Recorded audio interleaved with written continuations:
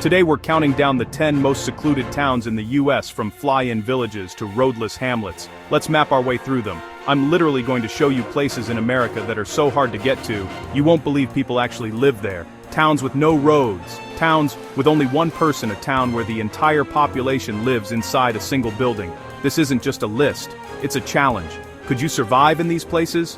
The only way in is by helicopter or an 8-mile hike.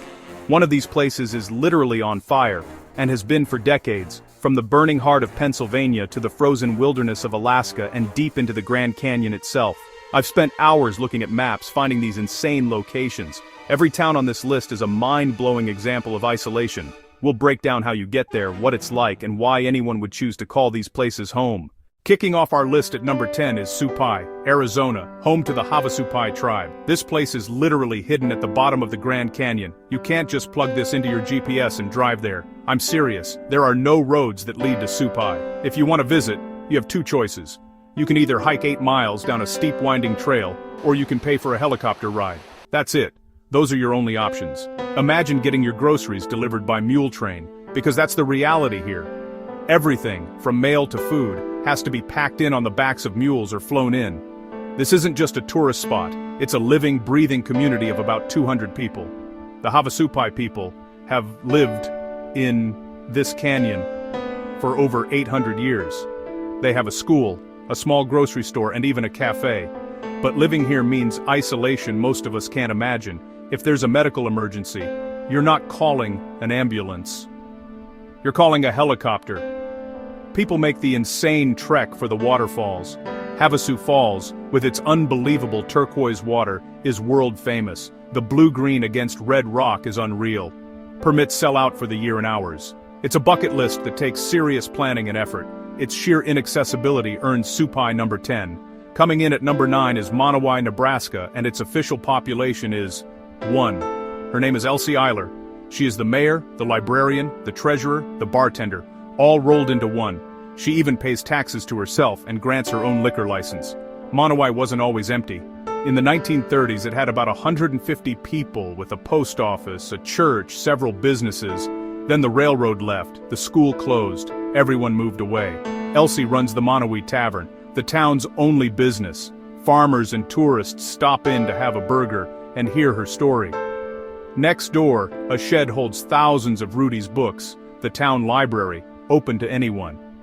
Miles of empty prairie and abandoned homes. Imagine being the last person to turn the lights out.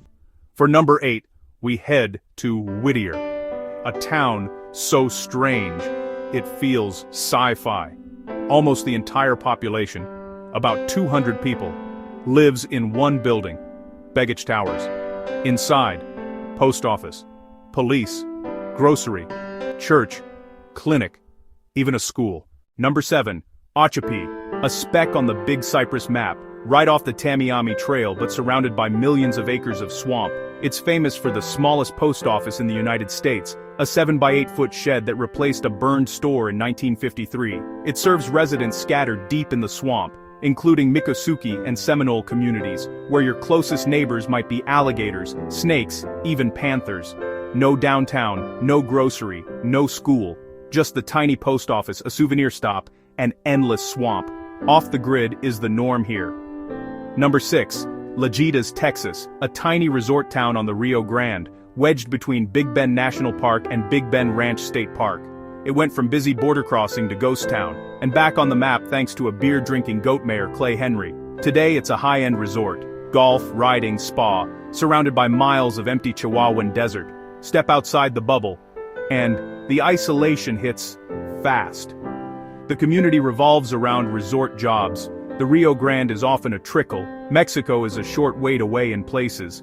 One-of-a-kind isolation. Number 5.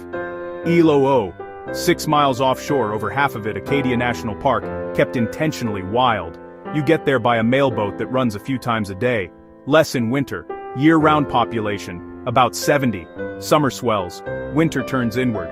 Wind howls. Storms roll in. Miss the last boat and you're sleeping on island time. Life is seasonal. Lobstering, a tiny school, a small store with limited hours, a church, and 18+ miles of trails through forest and along rocky cliffs. No cell service in most of the park. You are truly on your own, rewarded by raw, untamed beauty and a hearty, close community. Ilo is textbook East Coast isolation, simple, preserved nature with a tiny, resilient population. Number 4. Centralia, a town literally on fire beneath your feet since 1962. An underground coal seam burns on. Experts say it could burn another 250 years. Poison gas, unstable ground, a boy nearly died in a sudden sinkhole. The government deemed it unsafe, relocated almost everyone, and demolished homes. The zip code is gone. Only a handful remain. Surreal emptiness and steam, once punctuated by graffiti highway, now buried. Number 3. Noatak. Far above the Arctic Circle, about 70 miles from the nearest road. The only way in or out, small bush plains. No roads connected to any community. Inupiat people have thrived here for millennia, hunting caribou, fishing salmon, gathering berries. Not as hobby, but survival. Air-freighted supplies cost a premium. The river is the highway, boats in summer, snowmobiles in winter, with temps plunging to 50 degrees. Internet and satellite TV exist, but life still moves to the rhythms of the Arctic. Every trip is a weather-dependent, expensive undertaking. Number 2. The Finnish-American settlements around Gray's River and Deep River, once reachable only by boat for over a century. Settlers rode steamboats up the Columbia, then small boats up twisting rivers. Because there were no roads, they built homes, farms, and saunas on the riverbanks. The covered bridges linked neighbors, but water was always the main corridor. Even with a nearby highway today, the isolation lingers, a misty river-bound world time nearly forgot. And now, number 1 is Hyder, Alaska, known as the friendliest ghost town in Alaska.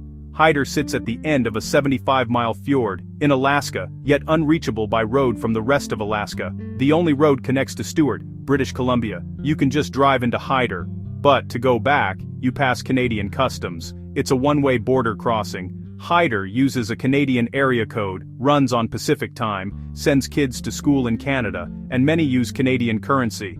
From a rush-era town of 10,000 to fewer than 70 today. A few buildings, a couple bars, a post office. Visitors come to watch grizzlies feast on salmon at Fish Creek, jaw-dropping wildness. Hyder is a tiny American exclave, logistically dependent on Canada, but Alaska, practically an extension of British Columbia. That bizarre, unique status makes Hyder, Alaska the most isolated and strangest town in the United States, without a doubt.